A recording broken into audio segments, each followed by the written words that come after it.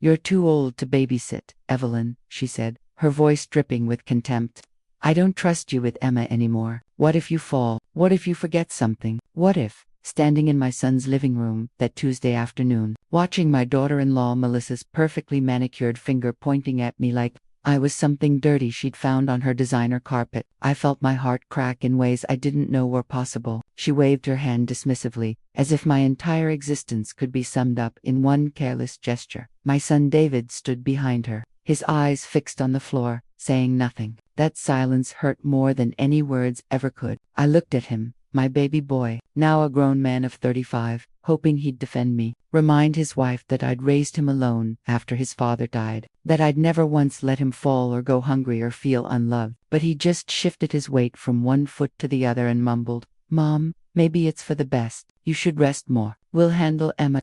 Handle Emma, as if my 5-year-old granddaughter was a problem to be managed, not a precious soul to be cherished, as if the hundreds of hours I'd spent with her, teaching her to bake chocolate chip cookies, reading her favorite fairy tales until my voice went hoarse, holding her when she had nightmares meant nothing at all. I felt the walls closing in around me, the air becoming thick and heavy. Melissa's living room, with its stark white furniture and abstract art that cost more than my monthly pension, suddenly felt like a courtroom where I'd been found guilty of the crime of aging. "I understand," I heard myself say, though I didn't understand at all. My voice sounded hollow, like it was coming from somewhere far away. I'll go now."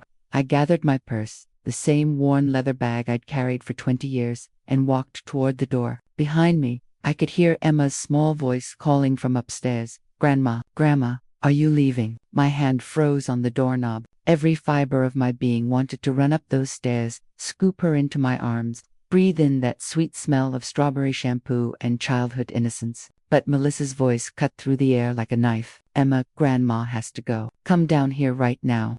I didn't turn around. I couldn't. If I saw Emma's face, I would break completely, and I refused to give Melissa that satisfaction. So I walked out into the late afternoon sunshine, got into my old sedan, and drove home through tears that blurred the familiar streets, into watercolor paintings of a life that suddenly felt meaningless. That night, I sat in my living room, the same room where David had taken his first steps, where we'd celebrated every Christmas with a tree that nearly touched the ceiling, where I'd comforted him through every skinned knee and broken heart. The house felt enormous and empty, echoing with memories that now seemed to mock me. I picked up my knitting needles, a half-finished baby blanket I'd been making for Emma's upcoming birthday, but my hands trembled too badly to work. The clock on the mantel ticked steadily, each second a reminder that time was moving forward whether I was ready or not. I thought about calling someone, a friend maybe, but what would I say? That my own family had deemed me obsolete, that at 68 years old, I'd been put out to pasture like an old horse who couldn't pull the wagon anymore. The shame of it kept me silent, alone with my grief and the growing darkness outside my windows. The next few weeks passed in a fog of routine and regret. I watered my plants, attended my book club at the church, volunteered at the food bank on Thursdays. I smiled when people asked how I was doing, said fine, just fine in a voice that probably convinced no one. I didn't tell anyone what had happened. Pride, I suppose, or maybe just the hope that it was all a temporary misunderstanding, that David would come to his senses and everything would go back to the way it was. But the phone calls I used to get every few days, Ma asking me to tell her a story, David checking in to see if I needed anything from the store stopped coming. The silence in my house grew louder with each passing day. I found myself watching old home videos late at night, footage of David as a chubby-cheeked toddler, then a gap-toothed boy learning to ride a bike, then a proud teenager in his graduation gown. In every frame, I could see my younger self in the background, always there, always steady, always love written across my face. Where had that woman gone? When had I become invisible? I remembered the early years after my husband Thomas died, when David was only 7. Grief had threatened to swallow me whole, but I couldn't afford to fall apart. There were bills to pay, a child to feed, a future to build from the wreckage of shattered dreams. I worked the morning shift at the diner downtown, serving eggs and coffee to businessmen who barely looked at me, then rushed to my afternoon job at the department store, folding clothes and ringing up purchases until my feet ached so badly I could barely walk. At night, I helped David with his homework at our tiny kitchen table, made sure he had clean clothes for school, read him stories, even when exhaustion made the words swim before my eyes. I never complained, never let him see how scared I was. How some nights I counted pennies to see if we could afford milk and bread. I gave up dreams of finishing my teaching degree, of traveling to all the places Thomas and I had talked about, of having a life beyond survival. My dreams became smaller, focused entirely on making sure David had opportunities I never would, and he'd thrived. Scholarships to good schools, a degree in business, a corporate job that paid more in a month than I used to make in a year. I was so proud of him, so grateful that my sacrifices had meant something. Then he met Melissa at some networking event, a sleek woman with an MBA and a family pedigree that included lawyers and doctors and old money. She was beautiful in that polished, expensive way, with perfect posture and a smile that never quite reached her eyes. From the beginning, I could sense her disapproval of me, the way her gaze would sweep over my modest home with barely concealed disdain, how she'd correct my grammar or interrupt my stories with a dismissive "that's interesting." That clearly meant the opposite. But David was smitten, blinded by her confidence and success, and I told myself that love could bridge any gap. I convinced myself that she'd warm up to me eventually, that underneath that cool exterior was a heart that could learn to accept a mother-in-law who came from nothing and had even less to show for a lifetime of work. I was wrong. The wedding was elegant and expensive, held at a country club where I felt like an imposter in my second-hand dress. Melissa's parents barely spoke to me, and when they did, their eyes held a mixture of pity and puzzlement, as if they couldn't quite figure out how their daughter had ended up with someone from such humble origins. But then, Emma was born, and for a brief, beautiful moment, I thought everything would be different.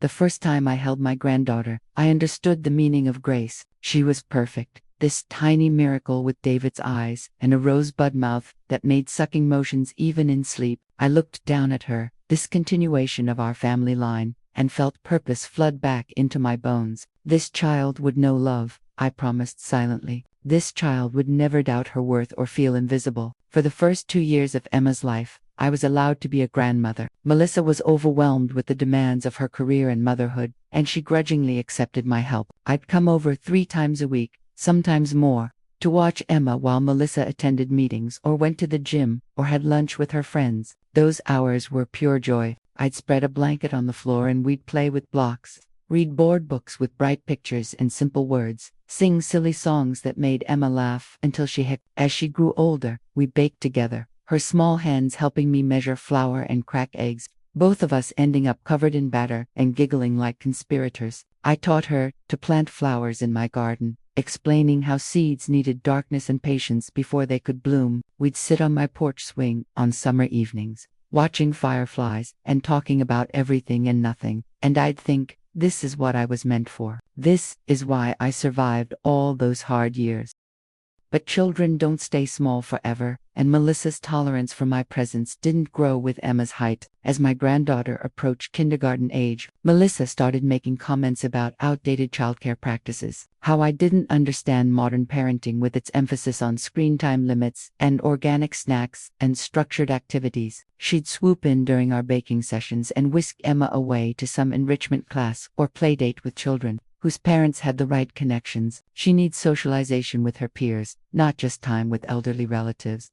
Melissa said once, the word elderly landing like a slap. I started to notice Emma being unavailable when I called, always busy with something more important than her grandmother. My invitations for visits were met with excuses. Melissa had plans. Emma had homework. They were too tired. Maybe next week. Next week never came. The rejection was slow at first, easy to rationalize as the natural busyness of modern life, but it accelerated over the months until that final confrontation, when Melissa's carefully constructed politeness shattered and the truth came spilling out. I was too old, too slow, too much of a liability, not good enough for her daughter, just as I'd never been good enough for her family. Now, sitting alone in my living room night after night, I wondered what I'd done wrong. Had I been too familiar, overstepped invisible boundaries that Melissa never bothered to explain? Had I inadvertently undermined her parenting, offered too much unsolicited advice? I replayed conversations in my mind, searching for the moment when I became the enemy instead of the ally, but I couldn't find it. The only crime I could identify was being old in a world that worships youth, being simple in circles that valued sophistication, being invisible in a family that had learned to look right through me. I thought about confronting David, demanding to know when he'd become the kind of man who let his wife treat his mother like garbage. But pride and fear kept me silent. Pride because I didn't want to beg for scraps of affection from my own son, and fear because I already knew the answer. Melissa was his priority now, his present and future, and I was just the past, dusty and irrelevant and easily discarded. So I filled my days with small routines and tried to ignore the Emma-shaped hole in my heart. I started volunteering more at the church daycare, helping with the toddler room on Tuesday and Thursday mornings. The children there didn't know I was old or unimportant. They just knew I was the nice lady who told funny stories and fixed scraped knees and never got angry when they spilled juice on the floor. Their unconditional acceptance soothed something raw in my soul. With them, I could be Grandma Evelyn, the storyteller, the safe harbor, the person I'd always been before Melissa's words tried to erase me. The church ladies clucked sympathetically when I mentioned not seeing Emma much anymore. But they didn't pry, and I was grateful for their gentle discretion. Still, every time I saw a little girl with blonde curls like Emma's, my chest tightened with longing. Every time I passed the bakery where we used to pick out treats together, I had to look away. Grief has many faces, and I was learning them all. Holidays came and went with painful brevity. Thanksgiving was a text message. Too much to coordinate this year. Maybe we'll stop by for dessert. They didn't. Christmas was worse, a 5-minute visit where Emma, coached by her mother, handed me a wrapped present with all the warmth of a business transaction. I tried to hug her, but she squirmed away, uncomfortable in my embrace, as if I'd become a stranger in the months we'd been apart. Melissa stood in my doorway, not even coming inside, checking her phone while David made awkward small talk about weather and work. They left before I could even offer them cookies, Emma glancing back once with confusion in her eyes, and I closed the door on their retreating figures, feeling something inside me crack a little more. I spent the rest of Christmas Day watching a Hallmark movie and eating soup from a can. The decorated tree in my living room, a mockery of all the joyful holidays we used to share. When the movie ended, I turned off the TV and sat in silence, listening to the house settle around me, and wondered if this was what the rest of my life would look like, alone, unnecessary, slowly fading like an old photograph left too long in the sun. By spring, I'd almost accepted my new reality. The sharp edges of grief had dulled into a constant ache I'd learned to carry. I woke up, went through my routines, went to bed. I told myself this was enough, that I'd had my time of usefulness, and now I should be content with memories. But then, on a Tuesday afternoon in April, my phone rang with a number I didn't recognize. I almost didn't answer, probably a telemarketer or wrong number, but something made me pick up. Hello. My voice sounded rusty from disuse. I'd barely spoken to anyone all day. Hi, is this Mrs. Evelyn Johnson? The voice was male, professional, slightly hurried. Yes, this is she. Oh, wonderful. This is Richard Walker, Melissa Jennings, supervisor at Hartman and Associates. I hope I'm not catching you at a bad time. My hand tightened on the phone. Why would Melissa's boss be calling me? Had something happened to David, to Emma? Is everything all right? I asked, my heart starting to race. Oh yes, everything's fine. I'm actually calling about a favor. Melissa mentioned you've been helping her with childcare, that you're quite experienced with children. I stood up, pacing my kitchen, confusion making my thoughts fuzzy. I'm sorry, I don't. Melissa told me you've been her childcare assistant, helping with Emma and providing backup care when needed. She spoke very highly of your experience. The words made no sense. Melissa thought I was too old to be trusted with Emma. Melissa had cut me out of my granddaughter's life. Why would she be telling her boss that I was her childcare assistant? I see, I said slowly, buying time to process this bizarre information. Well, here's the situation. My wife and I have a 6-year-old daughter, Lucy, and we're in a bit of a bind this weekend. I have a business emergency that requires both of us to travel, and our regular nanny had a family emergency. Melissa mentioned you might be available, and given how highly she speaks of you, I was hoping you might be willing to help us out. We'd pay you well, of course. My mind reeled. This couldn't be real. Melissa, who'd called me useless and untrustworthy, was using my name to build her professional reputation, claiming I was some kind of experienced childcare provider. The audacity of it stole my breath. I should have refused right then, told Mr. Walker that Melissa was a liar and I wanted nothing to do with her schemes, but something stopped me. Maybe it was curiosity. Or maybe it was the universe offering me a glimpse behind the curtain of my daughter-in-law's deceptions. Or maybe it was simply that a man was asking for my help, treating me like I was capable and valuable, and I'd been starving for that kind of recognition.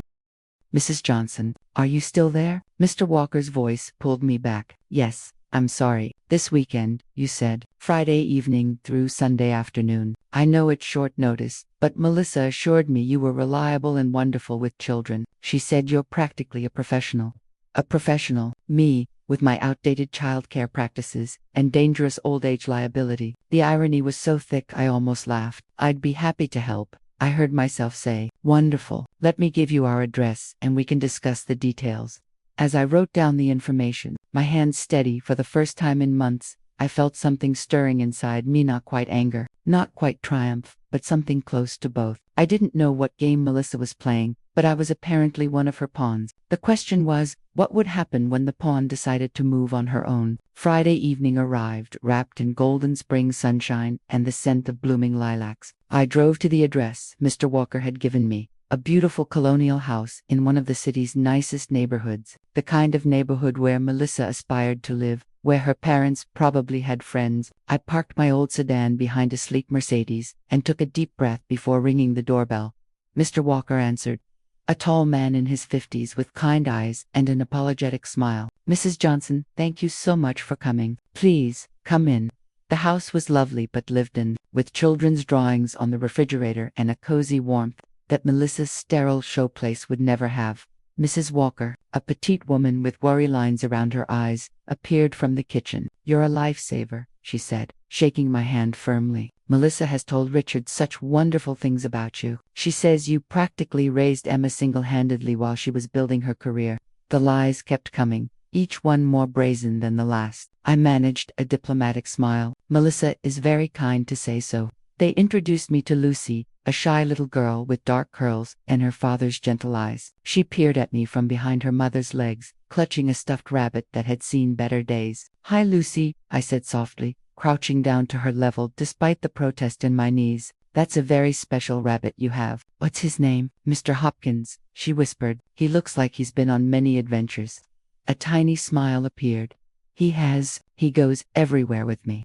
The Walkers left after giving me a detailed list of instructions, emergency contacts, and Lucy's schedule. As the door closed behind them, I looked at the little girl watching me with cautious curiosity, and felt something unlock in my chest. Here was a child who needed care, who didn't know or care about my age or status, or whether I was good enough for her family's standards. She just needed someone kind and patient and present. I could be that. I'd always been that. So, Lucy, I said, settling onto the couch beside her, do you like stories? Her eyes lit up. I love stories. Well, that's lucky, because I know hundreds of them. But first, how about we make some dinner together? Do you like spaghetti? She nodded enthusiastically, and just like that, we were co-conspirators in the kitchen, boiling water and stirring sauce, talking about her favorite foods and her best friend at school, and how Mr. Hopkins was afraid of thunderstorms. The easy rhythm of caring for a child came back to me like muscle memory, anticipating needs, answering endless questions, finding joy in simple moments. After dinner, we baked chocolate chip cookies, and Lucy's delighted laughter as she licked batter from the spoon transported me back to Emma at that age, to all the sweet afternoons Melissa had stolen from us that night. After Lucy was tucked into bed with Mr. Hopkins and 3 bedtime stories, I sat in the Walkers' cozy living room and let myself feel the full weight of what I'd discovered. Melissa had been using me, building a false narrative about her family life to impress her bosses and colleagues. She'd painted herself as a devoted mother who valued family and tradition enough to include her husband's mother in childcare, all while systematically excluding me from her actual life. The hypocrisy was stunning. But more than that, I realized she'd been doing this for a while. How else would Mr. Walker have known to call me? How many times had my name been dropped in conversations at Melissa's office? This fictional version of me who was the perfect supportive mother, always available to help, practically a professional nanny. I thought about all the times Melissa had posted carefully curated photos on social media. Emma and David smiling in perfect family tableau. Had she included pictures of me, claiming closeness while refusing to actually let me near my granddaughter? The manipulation was breathtaking in its cruelty. The weekend with Lucy passed in a blur of pleasant moments, walks to the park, more baking, drawing pictures, and watching age-appropriate movies. Sunday afternoon, when the Walkers returned, looking exhausted but grateful. Mr. Walker pulled out his wallet. "You were absolutely wonderful," Mrs. Walker said, hugging me. "Lucy hasn't stopped talking about you. Honestly, after this weekend, I understand why Melissa values you so highly. Lucy is a delightful child," I said honestly. "It was my pleasure." Mr. Walker handed me an envelope with more money than I'd expected, then added, "Actually, I wanted to ask you something. We're organizing a charity event at the company next month, the Family Day, with activities for employees, children. Melissa is heading up the committee, and I thought it would be wonderful if you could help coordinate the children's activities. Would you be interested?" I thought about declining, about walking away before I got more entangled in Melissa's web of lies, but something stubborn in me resisted. Why should I hide? I hadn't done anything wrong. If Melissa wanted to use my name to build her reputation, maybe it was time she dealt with the reality of my actual presence. "That sounds lovely," I said. "I'd be happy to help." The smile on Mr. Walker's face was genuine and warm. "Excellent. I'll have Melissa reach out to coordinate the details." "I'll bet she will," I thought.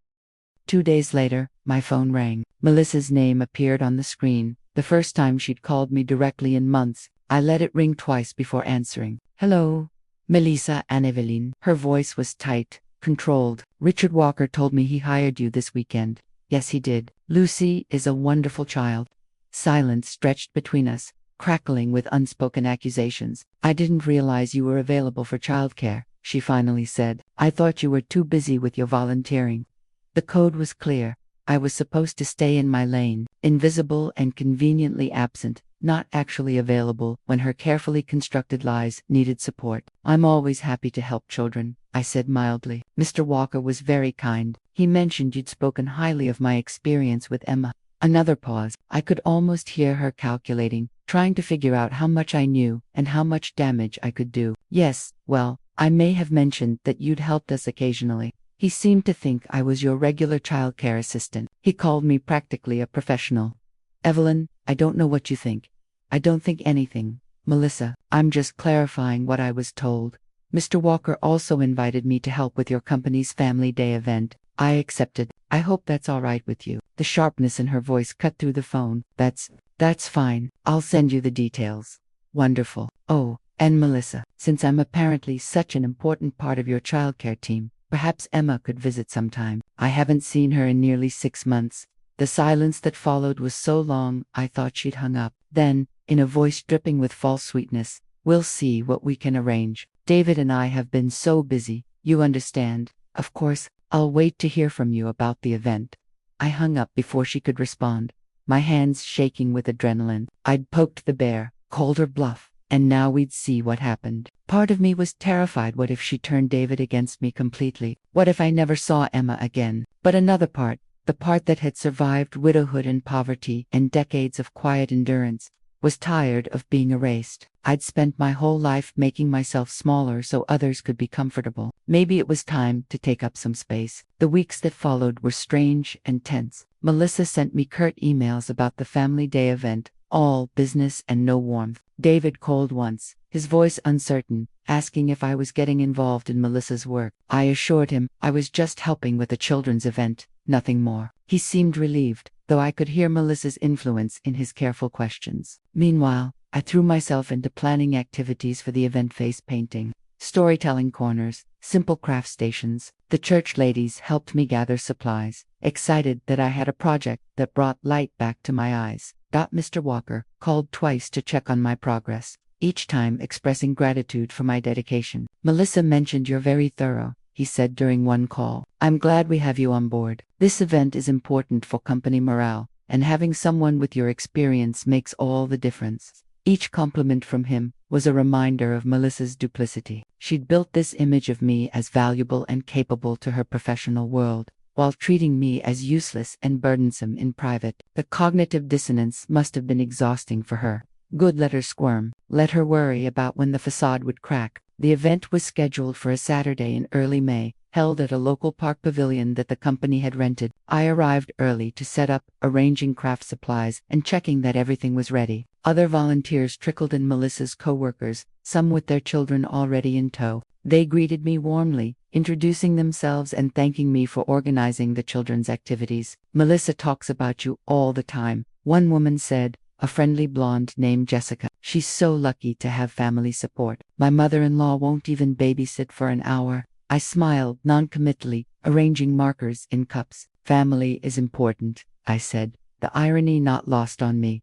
Then Melissa arrived, David and Emma in tow. It was the first time I'd seen my granddaughter in months, and the sight of her stole my breath. She'd grown, her face losing some of its baby roundness, her hair longer and pulled back in a neat braid. She was wearing a dress I didn't recognize, expensive looking and impractical for a park event. When she saw me, confusion crossed her face, then tentative recognition. "Grandma," she said uncertainly. I crouched down, my heart hammering. "Hi, sweetheart. It's so good to see you."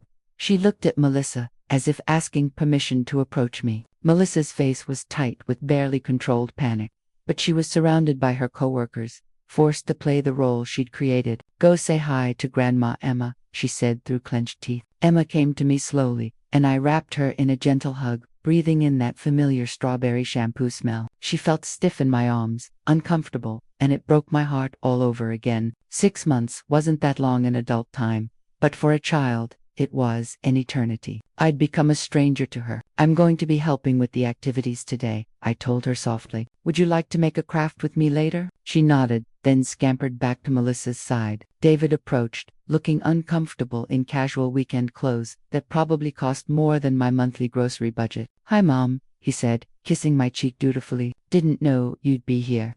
Mr. Walker invited me to help with the children's activities. Melissa coordinated it. I watched his face for any sign that he knew about his wife's lies, but saw only mild confusion. That's great. Good for you to get out." Get out, as if I was some shouldn' who needed charity outings. I swallowed my hurt and smiled. The event should be fun. There are a lot of children here.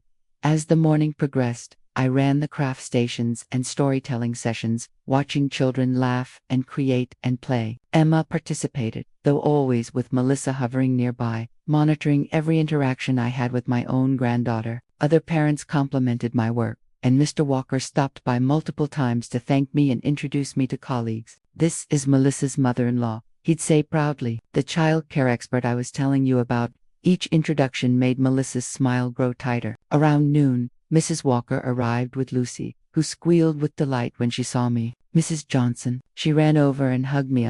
"Are you doing stories today? Daddy said you might do stories." "I am," I said, hugging her back. "Right after lunch." Lucy grabbed my hand, chattering about the pictures she'd drawn for me and how Mr. Hopkins had asked about me. Other children gathered around, drawn by her enthusiasm, and I found myself surrounded by small bodies and eager faces. It was pure, uncomplicated joy, the kind of thing I'd been denied for months.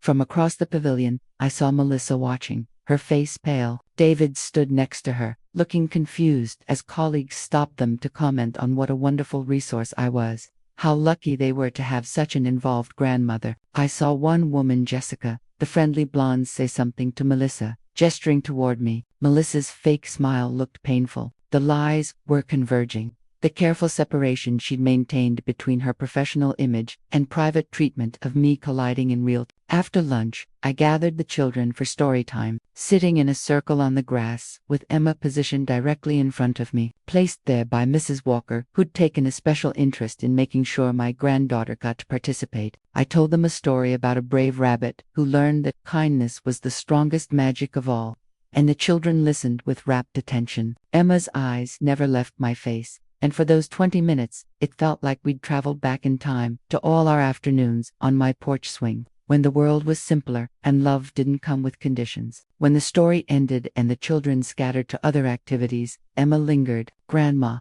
why don't you come to our house anymore?" she asked, her voice small and confused. "I missed you." The question was innocent, devastating in its directness. Before I could answer, Melissa appeared and took Emma's hand firmly. "Grandma's been very busy, sweetheart. Come on, let's go get some lemonade." She pulled Emma away before I could respond, but several people had overheard. I saw them exchange glances, saw the questions forming behind their polite smiles. The perfect family image Melissa had crafted was developing cracks. As the event wound down and families started leaving, Mr. Walker approached with his wife and Lucy. "Evelyn, you were absolutely wonderful today," he said. "The feedback has been overwhelmingly positive. I'd like to invite you to our company's Family Appreciation Dinner next month. It's a formal event where we honor employees and their families, given how much you've contributed today and your ongoing support of Melissa's career. I think you deserve to be recognized."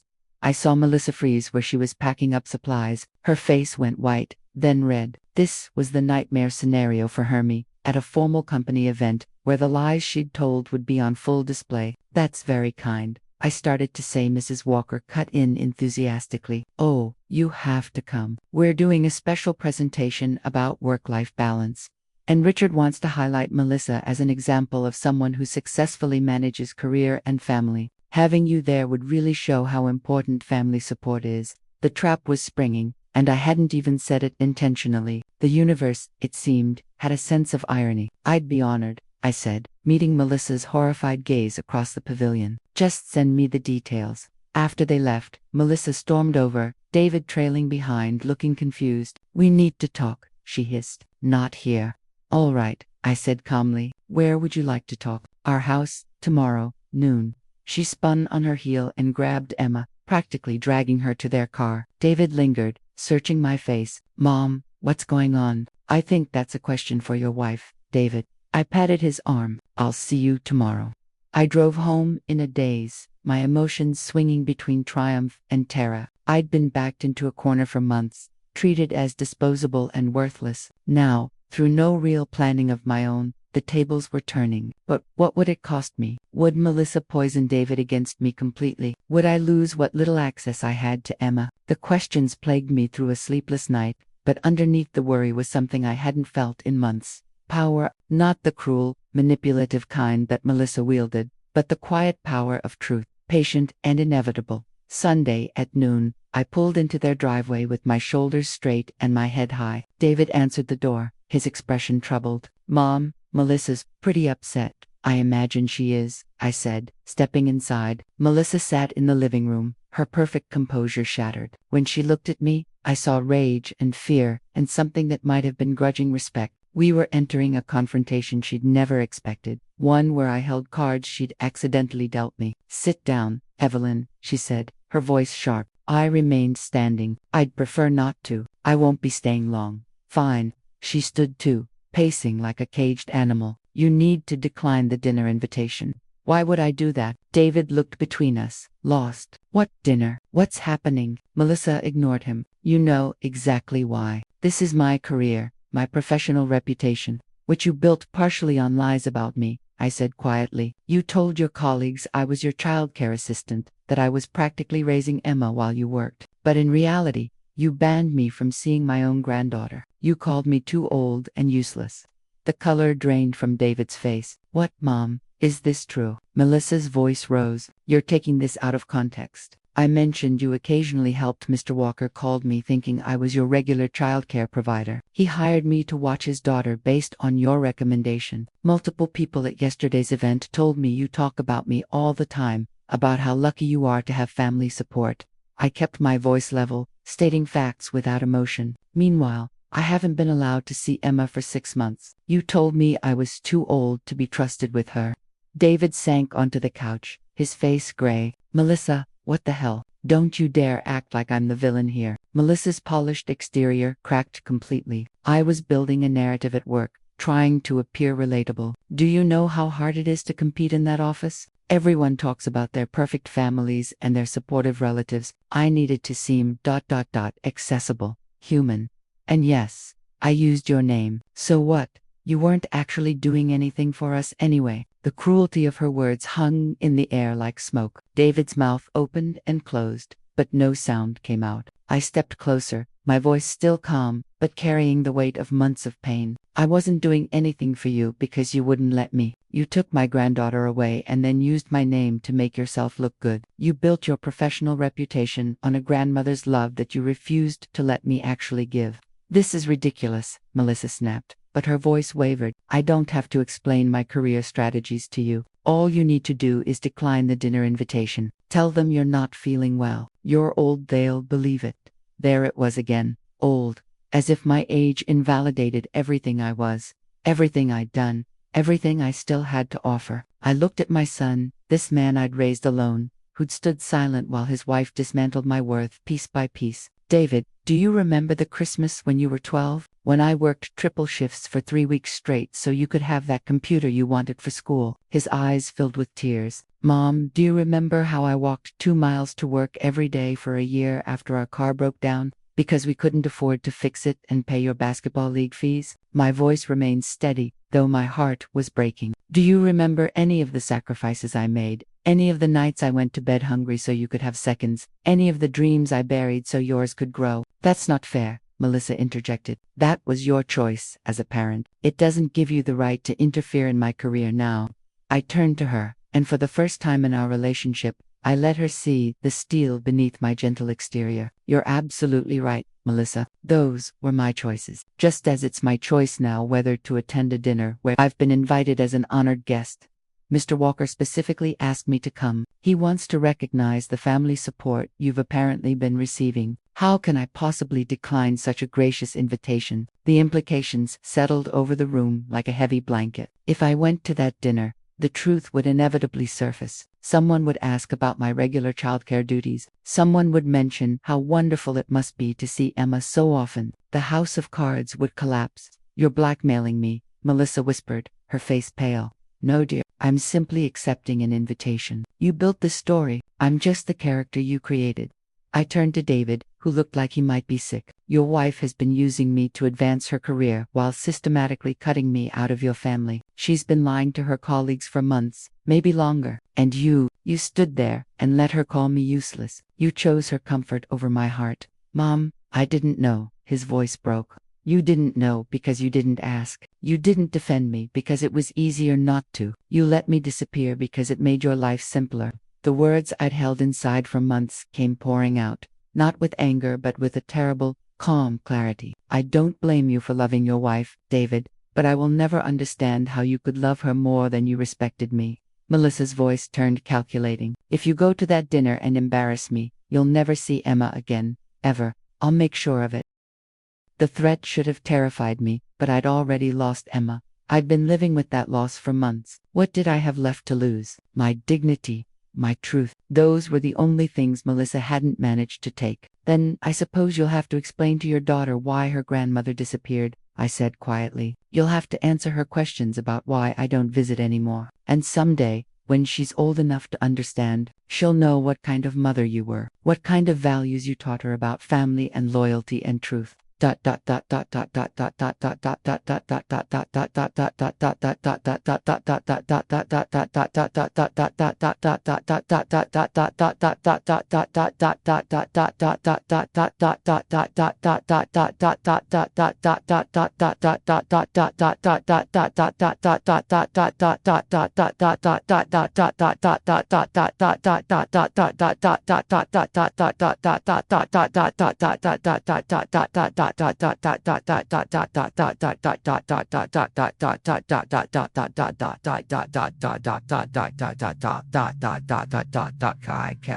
You say. His face flushed. Both of you. Stop. Just stop. He looked at Melissa with something I'd never seen before. Out, maybe even disgust. You told me Mom was getting too frail to handle. Emma. You said she asked for a break from babysitting because it was too much for her. You said she needed to rest. Melissa's eyes widened. She'd been caught in yet another lie. David, I was trying to protect. Protect who? Yourself. He turned to me, his voice ragged. Mom, I'm so sorry. I thought, God, I thought you wanted space. I thought you were tired of helping us. The apology was years too late, but I saw genuine horror in his eyes. My baby boy, the one I'd protected from every hurt, was finally seeing the woman he'd married clearly. I never wanted space from Emma, I said softly. I would have taken care of her until my last breath. But Melissa made a choice, and you supported that choice. That's what hurt most, not that she didn't want me around, but that you agreed with her. Melissa's composure shattered completely. You want to know the truth. Fine. Yes, I kept you away from Emma. Yes, I used your name at work, but I did it because I was trying to survive in a world that expects women to be perfect at everything. Perfect mothers, perfect employees, perfect wives. Having you around was a reminder that I wasn't enough, that I needed help, that I couldn't do it all on my own." Her voice broke, and for a moment, I saw past the polished exterior to the frightened woman underneath. My mother was never there for me. She was too busy with her career, her social climbing, her perfect image. I swore I'd be different with Emma.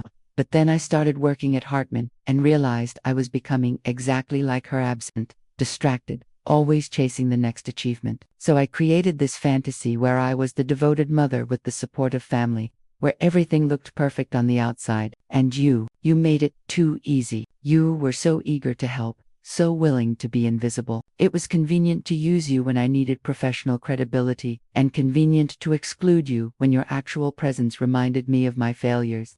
The confession hung in the air, raw and ugly and oddly vulnerable. I should have felt vindicated, but instead, I just felt tired. "So you made me suffer because you were suffering," I said. "You punished me for your own inadequacies."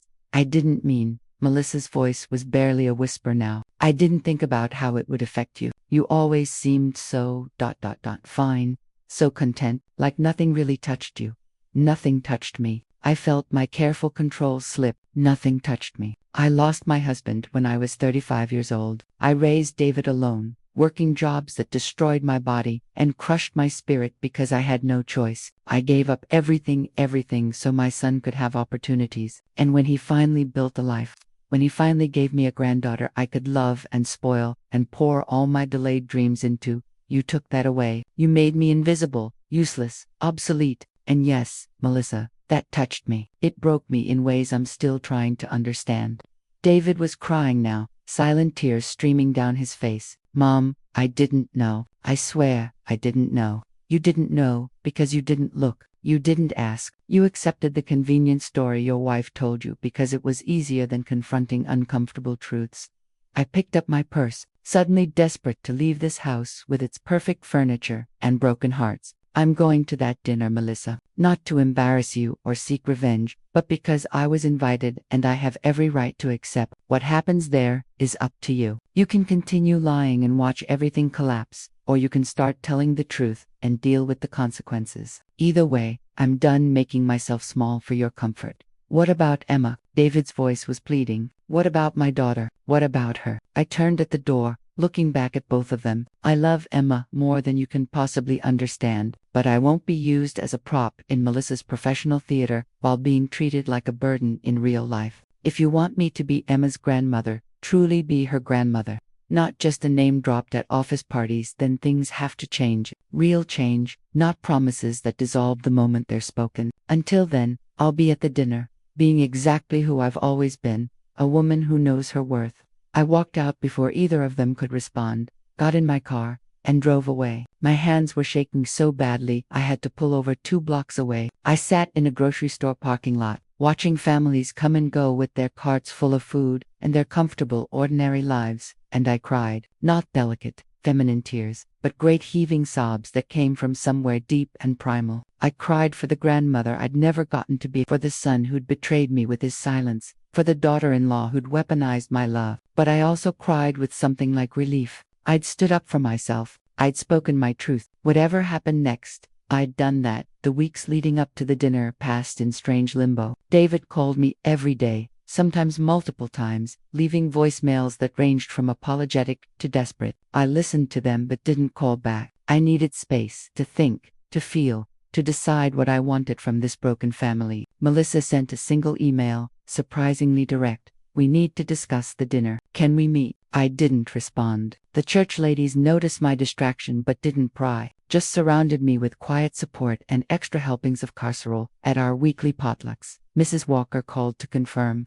I was coming to the dinner and to tell me how much Lucy still talked about me. "She's been asking if you could babysit again," she said warmly. "Would you be interested in regular work? We could really use someone with your patience and experience." The irony wasn't lost on me, a woman who thought I was competent enough for professional childcare, while my own family had deemed me unfit for my granddaughter. I told her I'd think about it. 3 days before the dinner, David appeared at my door unannounced. He looked terrible, thinner, exhausted, haunted. Mom, please, can we talk? I let him in but didn't offer refreshments, didn't play the role of welcoming mother. We sat in my living room, the space between us filled with all the things we hadn't said for years. Melissa's falling apart, he began. Her boss keeps asking why you haven't responded about the dinner, and she doesn't know what to tell him. She's terrified you're going to expose her. Is that why you're here? To plead her case. My voice was flat. No, I'm here because I've been thinking about everything you said,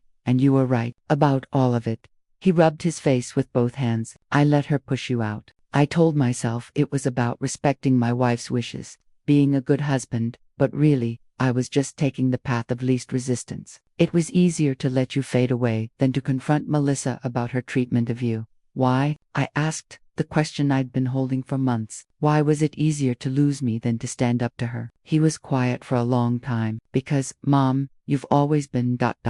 stable, constant. Even when Dad died, even when we had nothing, you never fell apart. You never demanded anything or made me choose. Melissa she's high maintenance. She needs constant reassurance, constant management. And I guess I figured you'd always be there, that you'd forgive anything, that your love was unconditional enough to survive neglect. His voice broke. I took you for granted because you made it so easy to take you for granted. The honesty was brutal and painful, and somehow exactly what I needed to hear. You're right, I said quietly. I did make it easy. I never complained, never fought back, never demanded the respect I deserved. I thought that was what good mothers did, sacrifice silently. Love without conditions, accept whatever scraps their children offered. But David, I was wrong. Love should be reciprocal. Families should flow both ways. I gave you everything, and you gave me back. What? Duty calls, obligatory holiday visits, a wife who used my name while discarding my presence. I know, God, Mom, I know. He was crying again.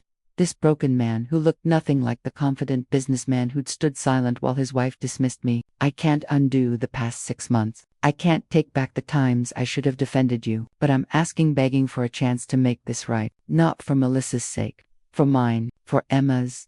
For us. What does making it right look like to you? I asked, needing specifics, not promises. It means you're part of our lives again. Real, regular visits with Emma.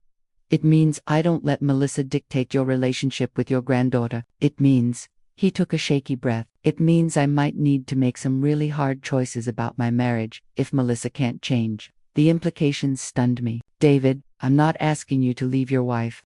I know you're not, but I'm looking at my daughter, and I'm thinking about what kind of man I'm teaching her to respect. Right now, I'm modeling that it's okay to betray the people who love you most. That status and image matter more than integrity. That women like you, good, honest, sacrificial women, are disposable when they're no longer convenient. What happens when Emma grows up believing that? What happens when she chooses partners who treat her like Melissa treats you? The question landed like a stone in still water, ripples spreading out to touch shores I hadn't considered. I don't have answers for you, I said slowly, but I can tell you this. I'm going to that dinner because I was invited, and I deserve to be there. What I say or don't say when I'm there will depend entirely on how people treat me, on what questions are asked, on whether your wife decides to keep lying or start being honest. I'm not planning some dramatic revelation, but I'm also not going to pretend anymore. That's fair, David said, though he looked terrified. Mom, for what it's worth, I'm proud of you for standing up for yourself. I just wish you hadn't had to. After he left, I sat in the gathering darkness, thinking about the dinner, about Emma, about what comes after truth disrupts comfortable lies. I'd spent so much of my life being accommodating, bending and flexing, and making room for everyone else's needs. But there was a difference between being kind and being a doormat, between being loving and being used. Melissa had mistaken my gentleness for weakness, my patience for unlimited tolerance. She was about to learn the difference. The night of the dinner arrived cool and clear, early summer settling over the city like a promise. I dressed carefully in my best dress, not expensive, but elegant in its simplicity, a deep navy blue that brought out my eyes. I wore the pearl necklace Thomas had given me on our 10th anniversary, the one piece of jewelry I'd never pawned, no matter how desperate things got. Looking in the mirror, I saw not an old woman past her usefulness, but a survivor who'd earned every line on her face, every gray hair, every hard-won piece of wisdom. I looked dignified. I looked strong. I looked ready. The dinner was held at an upscale hotel downtown, the kind of place with crystal chandeliers and staff who open doors with practiced smiles. I gave my name at the registration table and received a name tag that read Evelyn Johnson, Special Guest, Family Services. The irony of that title made me smile grimly. A young woman escorted me to the ballroom, already filling with well-dressed professionals and their families. I spotted Mr. Walker immediately, talking with a group of executives, his wife beside him. When he saw me, his face lit up and he waved me over. "Evelyn, you look wonderful. Come, let me introduce you to some people." He pulled me into the circle, introducing me to the company's CEO, the head of HR, several senior managers. "This is Melissa Jennings, mother-in-law," he explained. "She's been an incredible support to their family, and we wanted to honor that tonight. Family support is so crucial to employees' success." The executives smiled and shook my hand, making polite conversation about work-life balance and the challenges of modern parenting. I answered graciously, neutrally, saying true things without elaborating. Family is important. Children need consistency. I'm glad I could help. No lies, but no revelations either. Not yet. Then I saw them enter: Melissa, in a stunning black dress that probably cost more than my monthly pension, David in a sharp suit, and Emma in a frilly pink dress that made her look like a doll. Emma saw me first, her face brightening with surprise and something like joy. "Grandma." She pulled away from Melissa and ran toward me, wrapping her small arms around my waist. The spontaneous affection drew attention, people smiling at the sweet family moment. I hugged her back, breathing in her strawberry shampoo, feeling the weight of 6 months' absence in the fierce way she clung to me. "Hi, sweetheart," I whispered into her hair. "You look beautiful." Melissa approached, her smile fixed and brittle, David trailing behind, looking like he might vomit. "Evelyn," she said, her voice artificially bright, "you made it." "Mr. Walker was kind enough to invite me," I said evenly. How could I refuse? We stood there, a frozen tableau, grandmother holding granddaughter, daughter-in-law radiating barely controlled panic, son caught between the two women who'd defined his life. Mr. Walker appeared at my elbow, oblivious to the tension. "There's the woman of the hour. Melissa, I was just telling the CEO about your mother-in-law's wonderful work with the Family Day event. She's quite the asset." Melissa's smile looked painful. "Yes, Evelyn is very involved. We should have her do more events," Mr. Walker continued enthusiastically. "In fact, we are considering a regular children's program for employees who work late. Would you be interested in consulting on that, Evelyn?" Before I could answer, Mrs. Walker joined us with Lucy in tow. "Mrs. Johnson." Lucy hugged me around the legs, and suddenly I had two little girls claiming me with uncomplicated affection. The contrast to Melissa's cold tolerance couldn't have been sharper.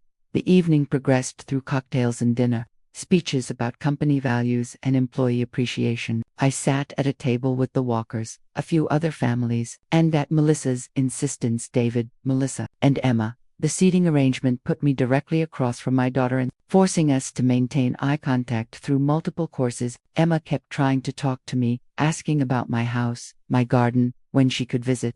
All the questions of a child starved for her grandmother's attention. Each question was a tiny dagger in Melissa's composure. David answered for me when he could, deflecting, but Emma was persistent. "Why don't I see you anymore, Grandma?" she asked during dessert, her voice carrying in a lull in conversation. "I used to come to your house all the time." The table went quiet. Mrs. Walker looked curious. Mr. Walker's attention sharpened. Melissa's face went white. I could have deflected, could have made an excuse, could have protected Melissa from the consequences of her own lies, but I'd spent months protecting her at my own expense, and I was done. "I've missed you too, sweetheart," I said gently. "Sometimes grown-ups make decisions that don't make sense to children, but I never stopped loving you or thinking about you." "But Mommy said you were too busy." Emma continued with the brutal honesty of childhood. "She said you didn't want to babysit anymore because you were too old."